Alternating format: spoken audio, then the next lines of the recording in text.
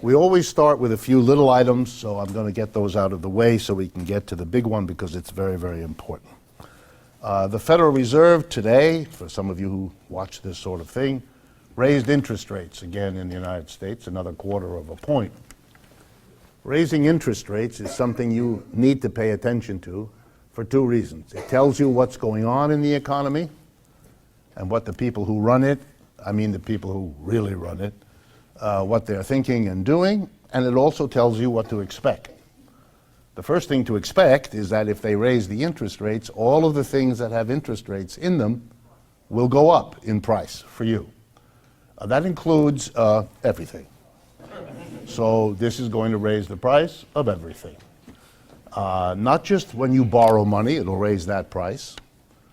One of the things you'll see is that that monthly small number on the credit card bill will become a slightly larger number because the interest rate they can charge goes up because they have to pay more for the money they're lending you when you use a credit card.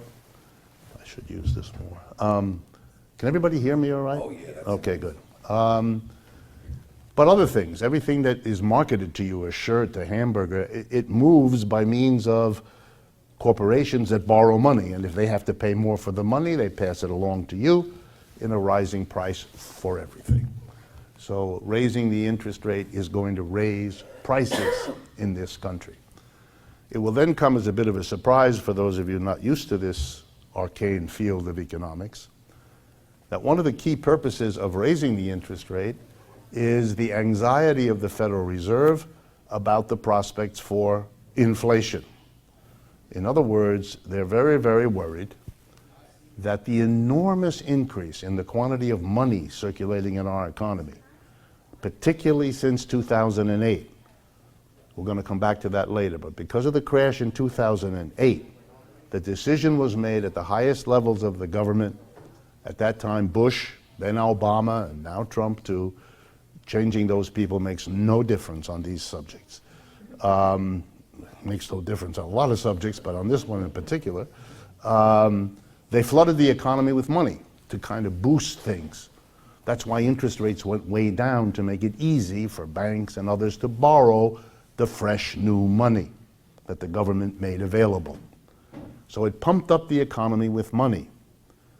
Now, for a while, the only place that money went, basically, was into the stock market, which is why the prices of stocks have been going up nicely, for which Mr. Trump takes credit.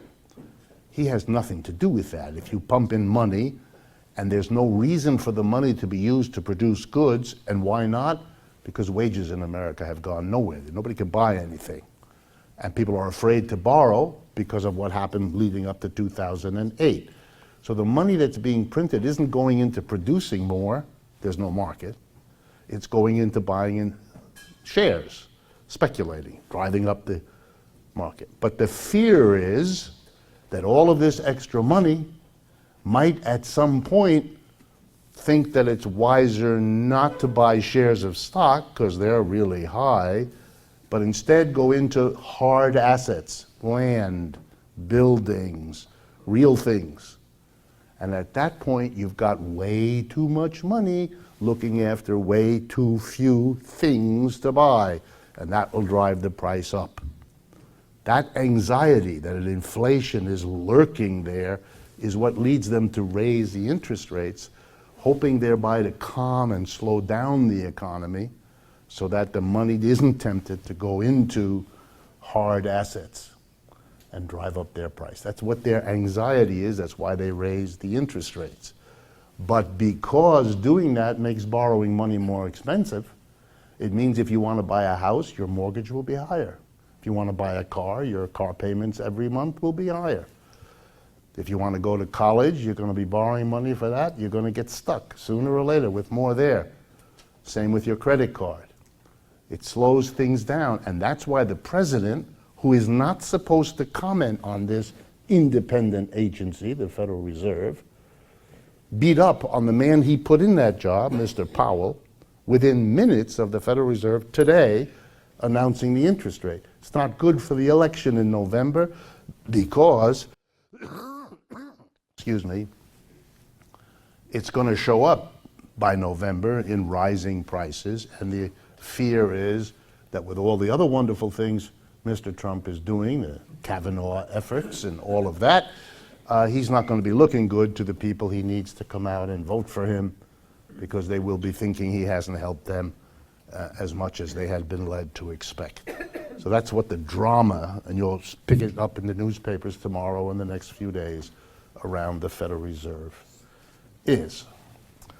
The second thing is a piece of wonderful news I'm sure will please you, which is why I'm telling you. Harvard University, which is the richest university in the United States by far, announced that it had completed its latest fundraising drive and raised $9.62 billion. $9.62 billion. Very proud, from 155,000 households who all gave, and the report by Harvard lists the contributions as gifts. So 155,000 households gave gifts to Harvard. So I just want you very quickly to go through with me what this means. First, this is already the richest university in the United States. It has been for a long time the richest university. It is therefore the university that needs the money least. So therefore it is important to understand the efficiency of our system that gives the most money. This is the record. No one has ever raised this amount of money before, no university. So it's important to understand that the university that needs it least got the most. If you grasp that simple principle, you will understand much about capitalism, which is organized like this. But we're not done. We're not done. Every household that gave the gift, because these are upper income households, you know that, because I'm not going to embarrass anyone here by asking each of you to stand up and tell me how much in gifts you gave to Harvard, because that would be a short process and our time is pressed. But every one of those gifts is from a family with means. And you do know that under the law of the United States, every dollar given by a wealthy person to a thing like Harvard means they can reduce the income tax they pay both to the federal government and to the state governments, wherever they live, for a portion of that. So for every dollar, for example, if you're wealthy and your total taxes, federal and state, add up to 30–40%, which they will, well then out of every dollar, it really only costs you 60 cents, because the other 40 are going to come back and reduce taxes to you. So the decision of these 155,000 rich families to give a gift deprives the United States and the state governments of an enormous amount of money they need for unimportant things like schools and highways and hospitals. So the next time you cheer for how wonderful it is that Harvard, which doesn't need it, got all this money, remember that it is offset by a huge drop in the revenue of the state and federal governments, who will therefore not be able to do what they might otherwise have done.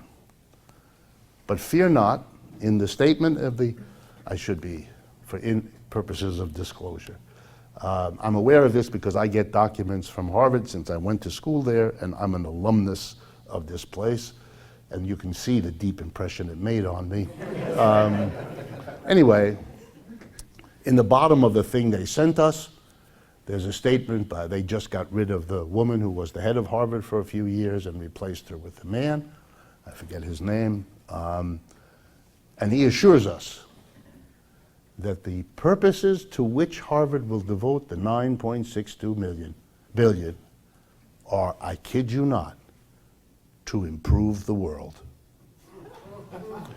And the picture below the statement is of the really beautiful new renovation of one of their lounges in their building, which clearly improves the world because the lounge is in the world, and therefore the sensitivity with which these documents are produced tells you another thing about the atmosphere at Harvard. spent a lot of time working about it. Okay, last. The Associated Press announced today a survey of drug prices. I thought it was really interesting. You'll catch it if you go check out Associated Press stories today. There haven't been any cuts in the prices of medical drugs and medicines. In fact, they found that for every drug that went down in price, there were a few, 96 went up in price. It's a 96-to-1 ratio between the prices that went up and down. You may not remember this because you may not hang on every word Donald Trump says, but if you did, you might remember that back in May he said within 2 weeks we would all see a tremendous drop in drug prices. Well, that was May. We are now coming on October. It's more than 2 weeks. Not there. And keep that in your mind, because this gap between what is promised and what is delivered is sooner or later going to catch up. And at the end of today, you'll see that that's kind of the punchline of where we're going to be going. Okay, let's turn then to what is called the emerging market crises. This is very serious. You will not read much about it because we don't do much in this country with what happens elsewhere. So let me just alert you, if you're not from those parts of the world where you pay attention. Venezuela, Turkey, Argentina, Indonesia, at least those four are in terrible trouble. There are more, but those four countries are in really terrible trouble. And while they're not identical, they do have something in common, which is the chaotic, disorganized way global capitalism works. Put it very simply, we've had two crashes so far this century. We had at the very beginning, in the spring of the year 2000, the dot-com bubble burst. And then in 2008, the whole thing went down. And in response to both of them, as we've mentioned already, the Federal Reserve dropped interest rates to make it dirt cheap. By the way, they went all the way to zero, and in some cases, negative interest rate. A negative interest rate is when you borrow $100 on the condition, and the bank is very strict, that you give them at the end of the year 99. That's a negative interest rate. They actually are paying you to borrow money from them. That's when you're desperate to get people to borrow money if you're paying them to do it, since the norm is to charge them for doing it. Okay, there's still, by the way, some places in the world that have negative interest rates, even as we're speaking. In any case, interest rates went so terribly low that you had a kind of a cathartic moment. You had a cathartic moment for businesses, because every project that you might have held back on as a young businessman or woman, you could now get money for virtually nothing to try it out. To do that thing you were sure was going to make it, that project that would be profitable and all of that. And so businesses started borrowing this free money. And we know individuals did it because after the dot-com bubble, when interest rates dropped, that's when everybody went crazy on the housing and produced the collapse of the subprime mortgages in 2008. Too many people borrowed too much and couldn't pay it off. And governments got in the act too, borrowing more than they had ever had before. Indeed, if I had more time now, I would show you that in the aftermath of the crisis of 2008, what often happened was banks and corporations couldn't pay back their loans, so they were transferred from the books of those entities to the government.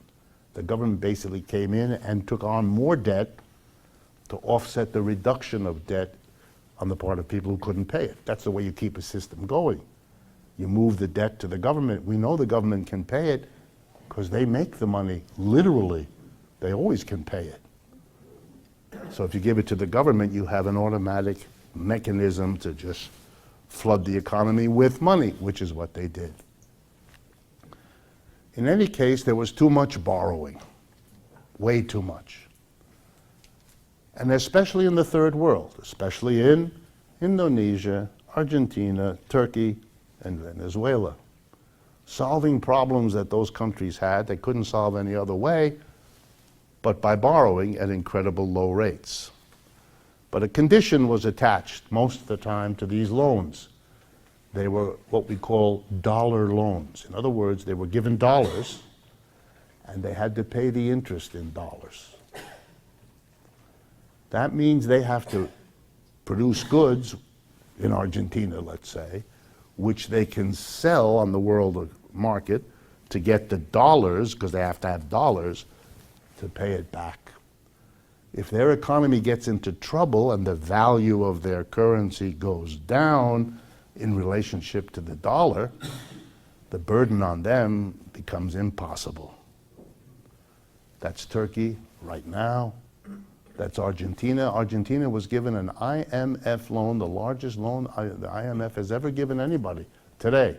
$57 billion given to Argentina so that it does not collapse next week. In other words, you have countries that are literally on the edge of dissolving and have to be bailed out because they can't possibly cover the loans they took when times were different. And as if to mock them even further, by raising the interest rates, they're going to have to pay even more to cover those loans than they did before. What would happen if they just couldn't pay? Why would they collapse? If they couldn't pay, all transactions with them would stop. Everybody who's a creditor of that country would immediately go to court and sue everybody for anything that they could get their hands on. You'd have litigation for the rest of all of our lives in this room, as every company, every individual. Suppose you sold to you're a company and you sold bicycles to Argentina and you shipped truckloads of them. You're owed X thousands of dollars. You want to get paid. They don't have any way to pay. They don't have any dollars. They go to the IMF, they get the dollars, they pay you your bill. You're not going to sit there and say, oh, it's too bad, it didn't work out. You're going to go right to court. You'll immediately get an Argentinian lawyer, he will go in, nothing can move. Nobody can do anything, nobody knows, nobody will lend to that company because they'll know that there's a litigation against them, so it's not safe to do business with them. If you're a worker, you'll leave because you're not clear you're going to get paid next week. Where would they get the money from? It's something that Americans haven't understood because it hasn't happened here yet. It came that close in 2008. In the last 4 months of 2008, September, October, November, December, there were meetings at the Federal Reserve. You can walk there from here, where it was discussed, if we don't do this was the conversation. If we don't do this, there'll be no milk trucks coming in from New Jersey to the bodegas of the city. So there'll be no soda pop, there'll be no bread, there'll be no, and then the people will go crazy. And then what will we have? We will have nothing, we'll have chaos. That's what these countries face. But you're talking about a loan to the Argentine government, and your example is No, it's both. It's both loans to the government and loans to private enterprise, and even loans to individuals. The individuals, there's a lot of borrowing in these countries. When interest rates were low, they all want to be homeowners too. So they borrow. And what they don't know is they borrowed from a bank, which in turn has borrowed dollars in New York.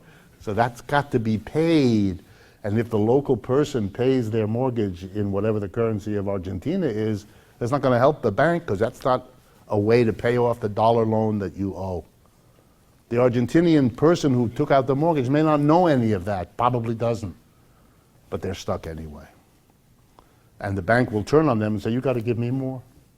But I don't have more. Well, then we take it your house. But what good is my house? You're not going to be able to sell it. Everybody in the neighborhood's like me. Yes, that's when the system breaks down. Nobody can move. Nobody can do anything. It actually happened in the United States. In July, in August, in September of 2008, banks in New York were unwilling to deal with each other. When remember Lehman Brothers, the big collapse of that old established bank, that was thought to be unthinkable. And the next morning, nobody would make a loan to Citibank because they didn't know if Citibank was going to do that the next day. And if you fall apart and you declare bankruptcy, you don't pay your debts. That goes into litigation. That can take years before anybody gets paid anything. Meanwhile, your business collapses because you had to have that money, which you put in there overnight, and you want it back. Sorry. Lehman Brothers told lots of people that morning, you know the $4 billion you gave us yesterday? Gone. This produced a real upset, as you can imagine. So no one knows quite how this is going to play out, and the great fear is that it isn't those 4 countries, it's 40. And that we're only waiting for the next one, and the next one, and the next one. And as the interest rates go up, the burden on these societies to come up with payments. Well, you ask yourself, well, why did they borrow so much? Well, because the interest rates were so low. Why were the interest rates so low? Because capitalism had a crash in 2008. And the whole idea then was to get people to spend money to keep the economy going, which by borrowing they did. So it solved the problem for a while. But in capitalism, every problem solved is a new problem created by that solution. And if you don't look, it'll just come back and surprise you by biting you in your rear end a year from now or 2 years from now. The contradictions of the system you have to look at, not because you need to be a Marxist and like contradictions or study Hegel or something, but because the contradictoriness of everything is your only way to be in some way prepared for the other parts of it. Every time you hear one of these yokels telling you about a win-win situation, talk to somebody else. But this is a crazy person. Or they have discovered something that the world has never seen before. Sir? You have such brilliant insight, Richard. I'd like to say that. And I hear That's nice. of the separation that we see going on in not just America. How do you feel that can be fixed? Because I've heard so much how we're separating it. In your opinion, what do you feel would fix completely? It's hard for me to answer that question because you need preconditions for the very idea of fixing to have any meaning. I mean, let me be as blunt as I can with you because I think you'll enjoy it anyway. Mr. Trump has appeared at the UN twice. The first time, a few months ago, he explained how he was seriously thinking of obliterating North Korea from the face of the earth. This to an organization that came out of the horror of World War II, whose whole idea was not to resolve problems by threats and force. Now he comes back a few months later and he basically runs the same game, only as a new country, Iran. And he's going to do it. What is this? This is a withdrawal even from what the UN was as a kind of vague commitment to work things out in a non-violent, non-warlike way. And you're going there and beating the drums of war and explaining how you're for America first to a body that's there precisely so that you don't come with this attitude. So you have a situation where you can't answer this question because there's no framework of solidarity, of working these things out. There's just a framework of endless, self-focused money-making.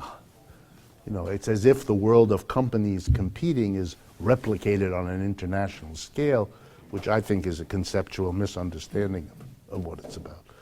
But it's a big question, and I won't get done what I have to get done. All right.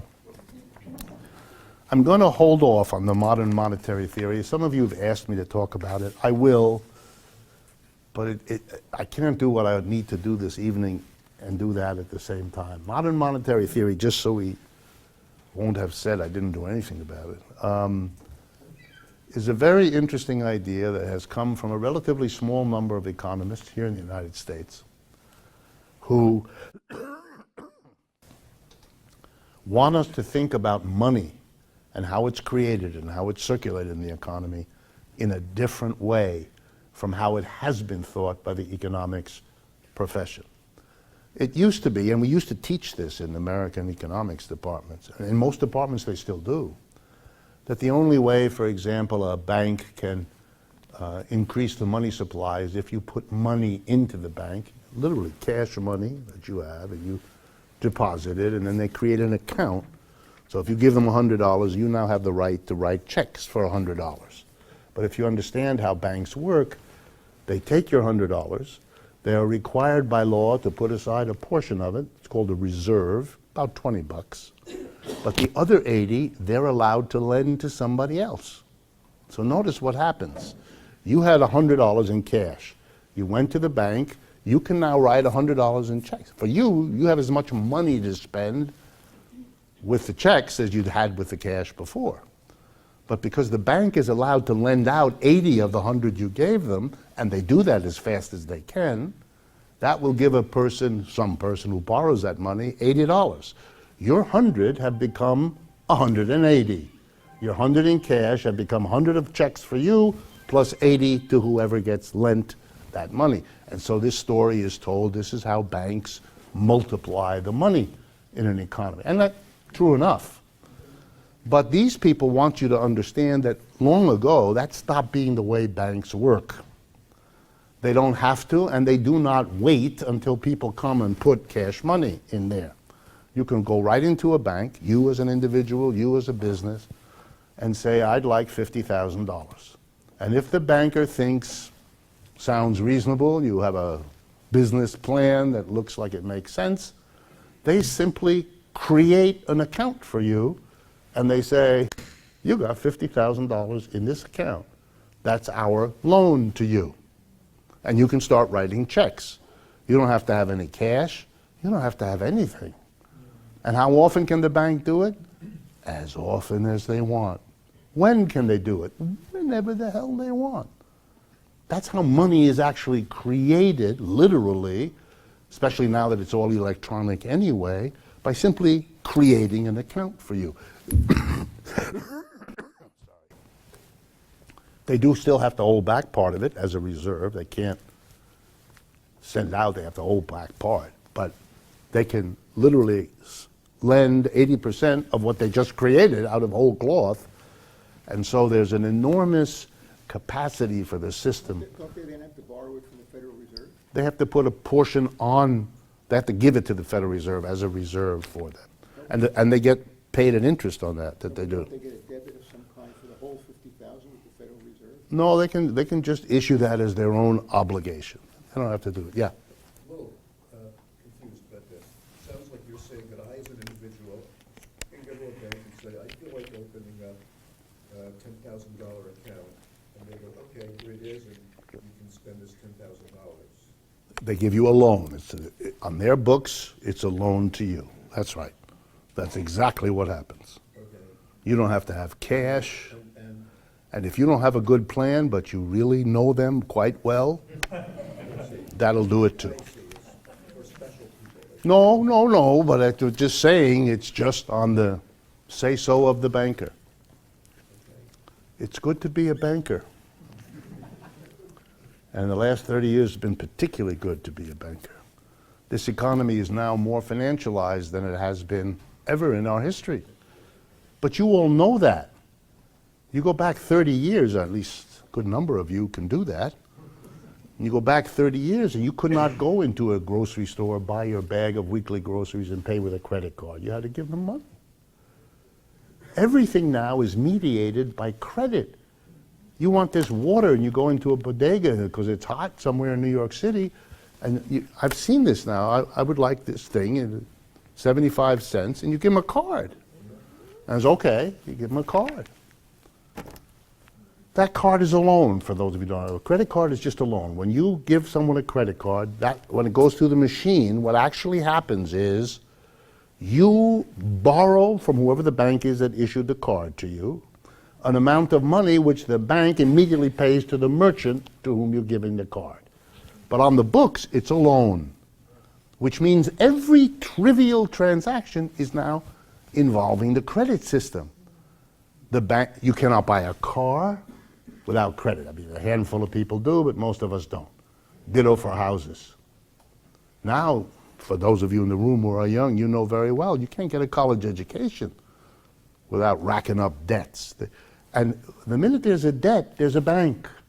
And the bank does not do debts without getting its cut, its fee, its percentage, whatever it is. So the banks are in everything. When you go into the store and you get your bodega because it's your water because it's hot, the bank gets a cut of that little action. Not if you use a debit card, though. No, then it gets another kind of cut. Then there are fees if you don't maintain your account, and they, they do a variety of things. But yes, it's different if you have a debit card than if you have a credit card. But believe me, that's their job. They work night and day. They hire the brightest minds from the business schools. It's understood that's a low bar, but nonetheless, they do that. And the job of these people when they're hired is to figure out a way to get more money out of you, to offer you things when you come into that bank, to give you a new opportunity, to suck you in on the app you can use to do this transaction or other. It never stops. And then overcharging you for if you overdraw your account or if your check bounces, you stick you with a fee, make it a little higher than it's supposed to be, hope you don't notice. At the end of the month, there's a mistake on your account. If you think that mistake is a mistake, then you need help, not the bank. That's the slogan of one big company used to do, we do it all for you. The truth of it was the slogan really was invented as we do it all to you. Okay. I want to turn to the major thing now because it is so important. And I want to start by sort of provoking you with something that is happening in many parts of the world, including here in the United States. And you saw it if those of you who paid attention to Trump's speech at the UN, it was nicely on display there. A turning away from globalization, a turning away from international almost anything, a me first, America first, we are good, we are number one, and the world is a nasty, dangerous place stealing from us. So really, what shall I call it, a kind of a Christian outlook. That was a joke, that was a joke. It isn't Christian, is it? You're supposed to welcome the stranger, you're supposed to do all those things that you remember from catechism class or wherever you learned it. This is all turning inward. And the key hallmarks everywhere are the danger, the badness of the foreigner.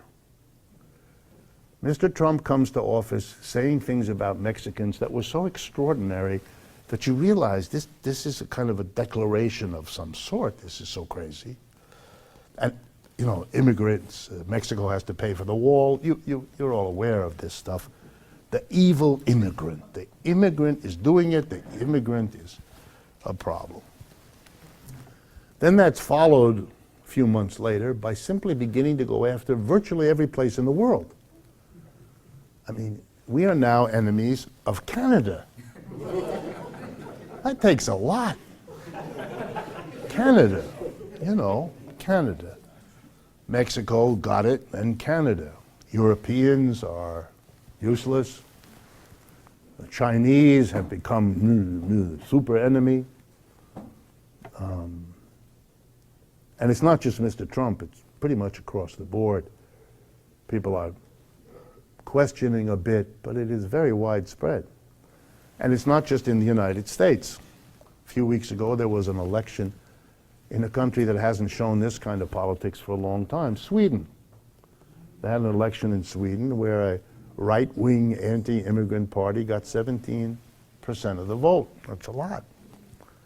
Germany has an extreme right-wing party, anti-immigrant, that also did real well and is now part of the German parliament.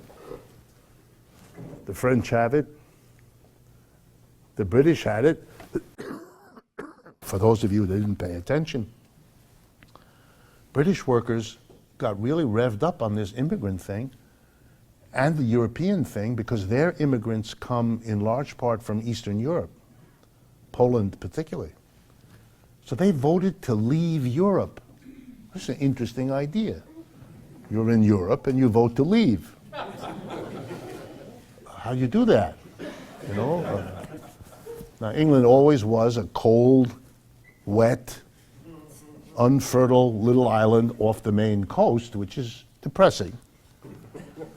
But they were part of Europe. Now they're just going to be a cold, wet, and they're not going to be part of Europe.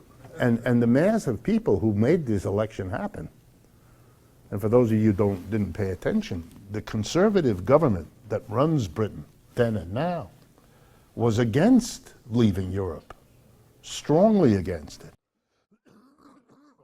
So was the Labour Party.